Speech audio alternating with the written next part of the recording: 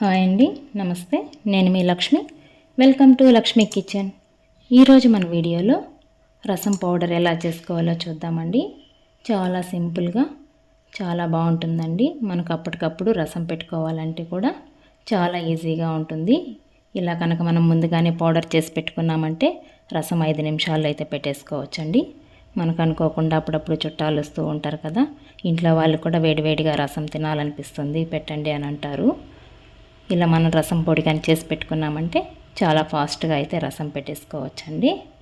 చాలా సింపుల్గా మంచి రుచితో ఎలా చేసుకోవాలో చూద్దామండి. మీకు అన్ని పక్కా కొలతలతో ఎవరైనా కూడా ఈజీగా చేసుకునే పద్ధతిలో చూపిస్తున్నానండి.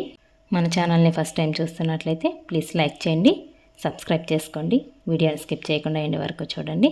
నెక్స్ట్ ప్రాసెస్లోకి వెళ్దామా అండి. ముందుగా స్టవ్ ఆన్ చేసుకొని కడాయి పెట్టుకోవాలి. కడాయిలోకి నేను ఇక్కడ స్మాల్ సైజ్ కప్ తీసుకుంటున్నానండి. ఈ కప్పుతో కందిపప్పు 2 కప్పులు తీసుకుంటున్నాను. ఈ కందిపప్పు అంతా కూడా 50% ఫ్రై అయ్యేంత వరకు మంటను మీడియం ఫ్లేమ్లో పెట్టుకొని ఫ్రై చేసుకోవాలి.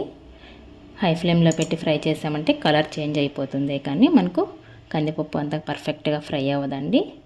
ఇలా మీకు వీడియోలో చూపిస్తున్న విధంగా అంతా కూడా ఫ్రై చేసుకోవాలి. ఇలా ఫ్రై చేసుకుంటే సరిపోతుందండి. నెక్స్ట్ ఇందులోకి 1/4 కప్పు మిరియాలు వేసుకుంటున్నాను. నెక్స్ట్ 1 కప్పు జీరా వేసుకుంటున్నానండి. ఇవి కూడా లైట్గా ఫ్రై చేసుకుందాం. ఒక 2 మినిట్స్ ఫ్రై చేసుకుంటే సరిపోతుందండి. మనం కందిపప్పు 50% ఫ్రై చేసుకున్నాం కదా, మనకు మిగతా అవన్నీ కూడా ఫ్రై అయ్యేటప్పటికి కరెక్ట్గా సరిపోతుంది. ఇవన్నీ కూడా మనం మీడియం ఫ్లేమ్లో పెట్టుకొని ఫ్రై చేసుకోవాలి. నెక్స్ట్ ఇందులోకి 1 కప్పు ధనియాలు వేసుకుంటున్నానండి. నెక్స్ట్ 1/2 టేబుల్ స్పూన్ మెంతులు వేసుకుంటున్నాను. ఇవన్నీ కూడా ఫ్రై చేసుకుందాం. నెక్స్ట్ ఇందులోకి ఒక 6-7 ఎండుమిర్చి వేసుకుంటున్నానండి. ఎండుమిర్చి నేను తీసుకునేవి బాగా కారంగా ఉన్నాయండి, అందువల్ల మితంగానే వేసుకుంటున్నాను. మీ కారానికి తగ్గట్టు మీరు యాడ్ చేసుకోవచ్చు. నెక్స్ట్ ఇందులోకి 1 కప్పు ఫ్రెష్గా ఉండే కరివేపాకు వేసుకొని ఫ్రై చేసుకుందాం. కరివేపాకు అంతా కూడా క్రిస్పీగా వచ్చేంత వరకు ఫ్రై చేసుకోవాలండి. ఇందులో మనం ఆయిల్ కూడా ఏమీ వేయలేదు, అన్నీ కూడా డ్రైగానే ఫ్రై చేసుకుంటున్నాం.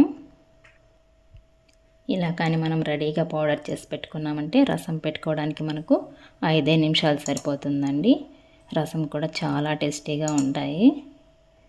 చూసారా, అంతా కూడా బాగా ఫ్రై అయిపోయాయి. మనకు కరెక్ట్గా ఉన్నాయి కదండి. కలర్ కూడా లైట్ గోల్డ్ షేడ్ వచ్చి చాలా బాగున్నాయి. ఇవంతా కూడా ఒక ప్లేట్లోకి తీసేసుకొని అన్నీ చల్లారి పెట్టేసుకుందాం. ఇప్పుడు అంతా కూడా బాగా చల్లారిపోయిందండి.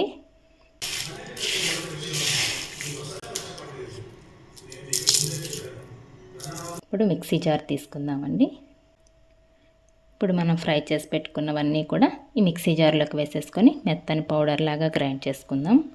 మీకు ఎంత వీలైతే అంత మెత్తని పౌడర్ లాగా గ్రైండ్ చేసుకోండి. చూడండి, ఇలా గ్రైండ్ చేసుకుంటే సరిపోతుంది. ఇప్పుడు ఇదంతా కూడా ఒక బౌల్లోకి తీసేసుకుందామండి. చూసారా, చాలా సింపుల్ ప్రాసెస్లో మనకు టేస్టీగా ఉండే రసం పౌడర్ అయితే రెడీ అయిపోయిందండి.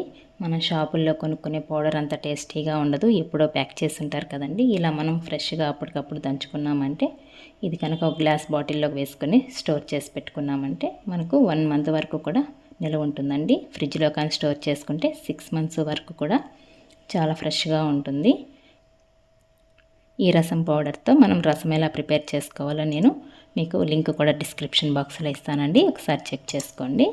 మీరు ఒకసారి ట్రై చేయండి. మీకు ఎలా వచ్చిందో కామెంట్ చేయండి. నా వీడియోస్ కనుక మీకు నచ్చినట్లయితే ప్లీజ్ లైక్ చేయండి, మీ ఫ్రెండ్స్ అండ్ రిలేటివ్స్కి షేర్ చేయండి. మరిన్ని కొత్త వీడియోస్ కోసం మన ఛానల్ని సబ్స్క్రైబ్ చేసుకోండి. థ్యాంక్స్ ఫర్ వాచింగ్ అండి.